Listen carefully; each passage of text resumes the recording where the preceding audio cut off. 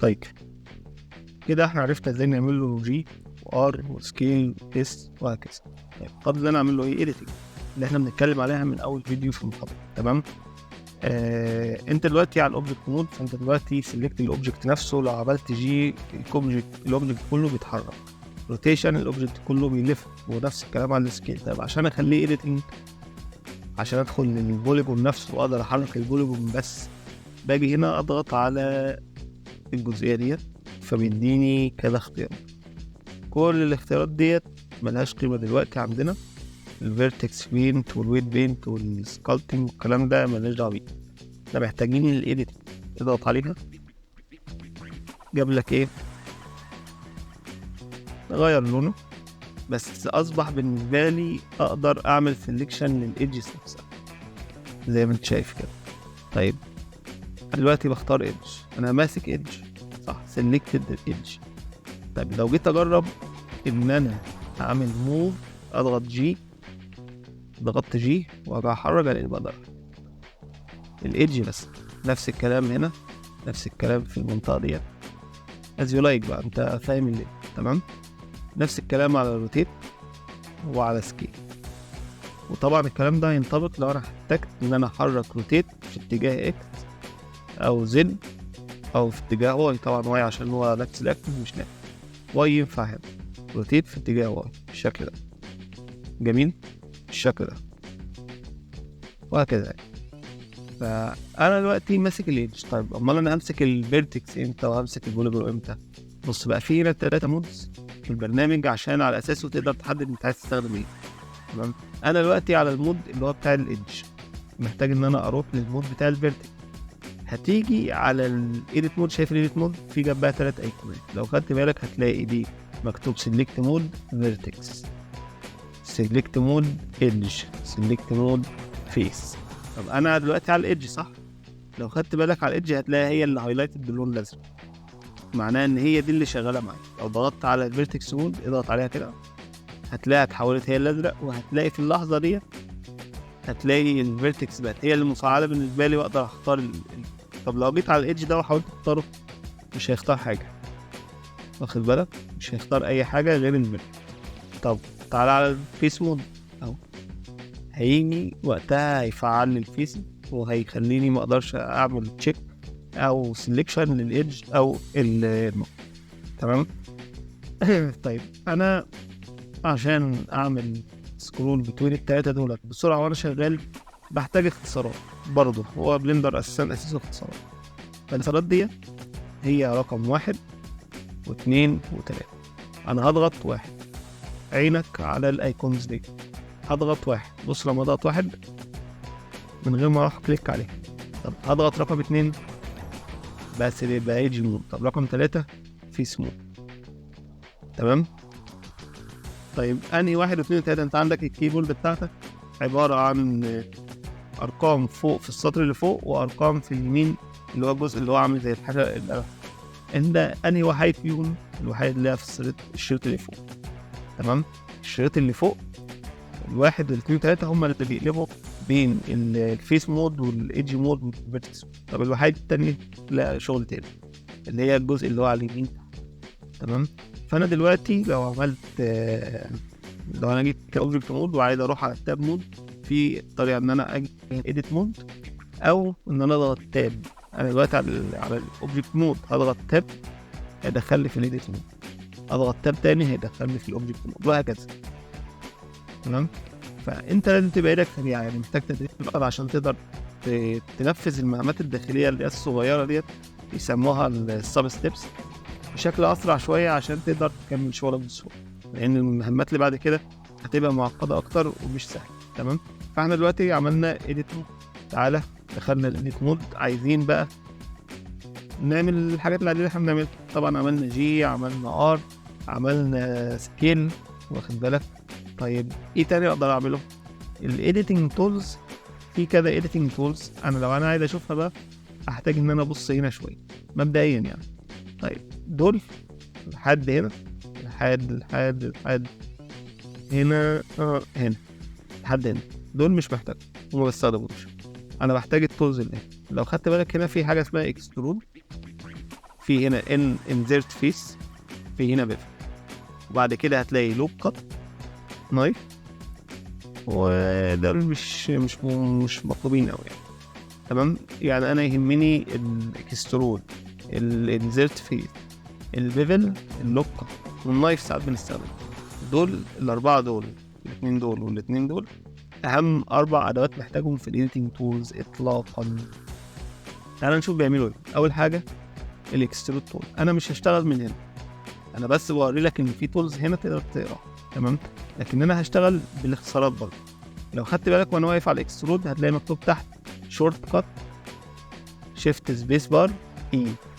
طبعا احنا ما بنستخدمش شيفت سبيس بار، بنستخدم الاي اللي هي على اليمين. نفس الكلام على الانزرت فيه، هتلاقي اي. البيفل هتلاقي بي، كنترول بي اسف. اللوب كات هتلاقيه تحت كنترول ار. تمام، النايف كي هتظهر دلوقتي كي. تمام، فمش شرط تحفظ دول كلهم، انت مع التدريب هتلاقي. فانا هاجي على الفيس ده واقول له اكسترود، مش هضغط على ده، انا هاجي اضغط على الاي. بص كده، ضغطت وانا بعمل دراج عمل لي فيس جديد. هضغط تاني، فيس جديد، فيس جديد، فيس جديد. تمام، طيب هنا اي اهو، اي واخد بالك بيعمل ايه؟ بيضيف فيس جديد ايه. انت تقدر يعني تقدر تبني اللي انت عايزه كله عن طريق ايه. بسرعه باختصار واحد او شورت كات واحد اللي هو طول اللي هي الاكسترود. عملت الشكل الغريب ده من الكيوب. طيب انا عملت ايه في الجزء الثلاثه دولت ازاي؟ ان انا بختار الفيس شيفت سيلكت وانا ضاغط شيفت سيلكت فبيديني 3 دول مختارين مره واحده، وبضغط ايه مره واحده فبيجيبوا لي بالشكل. طيب في ايه تاني؟ الانزرت فيس اللي هو ده. طيب الانزرت فيس ده بنعمل بيه ايه؟ شايف انت انا عندي البوليجون ده، لو انا ضغطت على الانسيرت فيس بس انا هضغط اختصاره اللي هو ايه، بص تعالى تحت هتلاقي اي. هضغط اي، بص وانا هضغط اي وهعمل دراج ان او اوت، عمل لي فيس جديد جميل بالشكل ده. طيب هو كلهم اصلا في الاخر وش واحد، بس انا استخدمته في ايه؟ ان انا بقدر اعمل اكسترود بالشكل ده. شايف انت الاوفست اللي هنا؟ طبعا لو عملت ايه وهكذا تقدر تعمل بقى حاجه زي دي بالشكل ده. بقت نظرية سحاب دي باين. اديك فهمت ده الانزرت فيس بيعمل الشكل ده. تمام، نفس الكلام هنا لو جيت كده وعملت انزرت فيس هيعمل انزرت فيس لكده واحد. تقدر تعمل لهم اكسترود وتيجي هنا تعمل انزرت فيس، بعدين تعمل انزرت فيس كمان.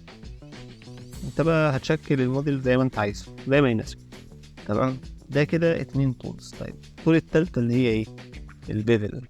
البيفل دي بقى مهمة جدا. تعالى كده نبص على ده. طيب بص انا هختار الاول واقول لك البيفل ده بيعمل ايه، بعد كده اقول لك ان ده غلط. تمام، بص لو انا جيت على البيفل ضغطت كنترول وبي، بي فور بوك مش بن، بي فور بوك، كنترول بي، بصيت.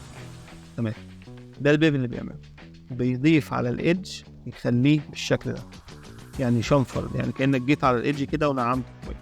تمام، طيب هنعمل كنترول زد عشان نرجع زي ما كنا، وهنرجع نضغط كنترول بي تاني. تمام، فانا هضغط كنترول بي، انا ضغطت اوريدي كنترول بي خلاص، فاضل ان انا اعمل دراج لجوه او لبره. ده لجوه ما بيعملش حاجه، او لبره. كل ما بطلع بره او بنزل جوه بيديني بيغير لي قيمه البيفل بما يتناسب برضه. تمام، طيب هو دلوقتي على الكنترول بي. طيب لو انا جيت في السكرول وعملت سكرول ان واوت، بص كده انا بعمل سكرول ان بيضيف ايدج وبيخلي البيفل كيرفد. تمام، ولو سكرول لورا بحيث ان هو هيقلل بالشكل ده عدد البوليجونز. تمام، ده اللي انا اقدر اعمله في البيفل. انا هعمله كده وهضغط كليك عشان اطلع من امر البيفل، وبالتالي هيخليه الشكل ده. تمام، جميل. البيفل ده اقدر اطبقه في اي حته على اي ايدج. يعني انا مثلا هضغط على 2 عشان اروح للايدج مود، وهاجي اختار شيفت سيلكت الايدجز دي اللي هي الخارجيه. طبعا انتوا عارفين ازاي انا بعمل بانينج وبعمل روتيشن، شرحناها في المحاضرات اللي فاتت بتاعت الانترفيس. لو انتم ناسينها ارجعوا. اضغط كنترول بي بعد ما عملت السلكشن بتاع الايدجز، هتلاحظ ان برضو نفس البيفل اللي انا عملته على الفيس هو اللي اتعمل على الايدج، صح؟ طب انا اقدر اعمل البيفل ده عن طريق الفيس بس، بحيث ان انا اختار الفيس زي ما عملت المره اللي فاتت.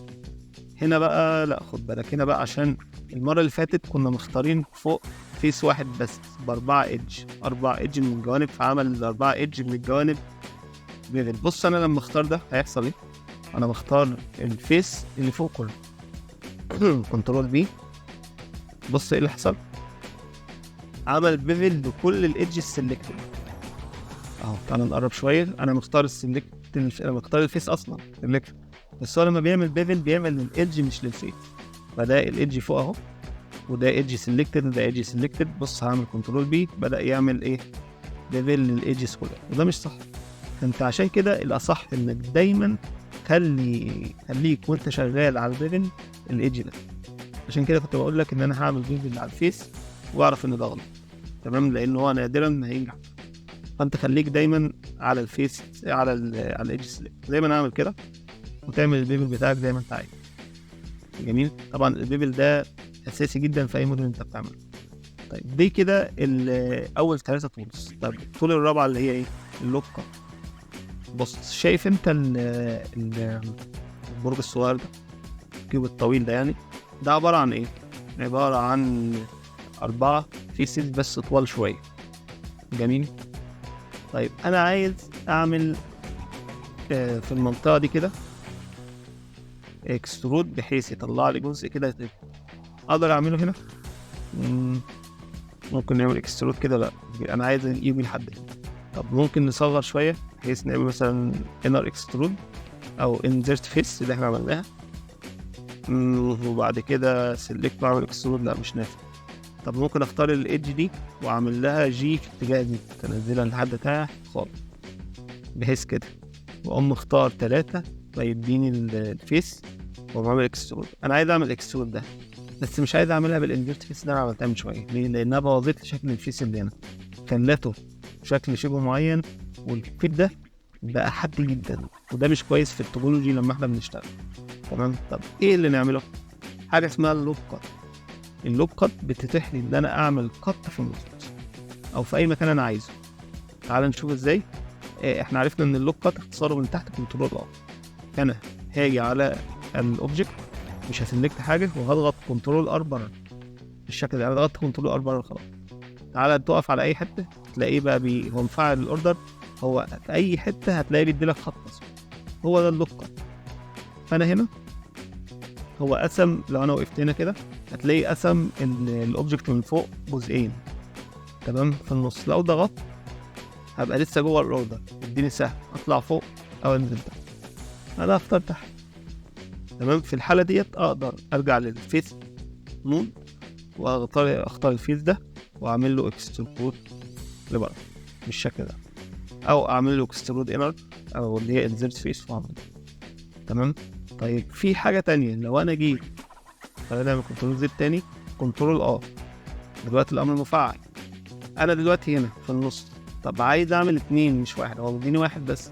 لو ضغطت، لو عملت سكرول هيزود 2، كمان مره 3، كمان مره 4، وكل ما اكبر تلاقي بعده.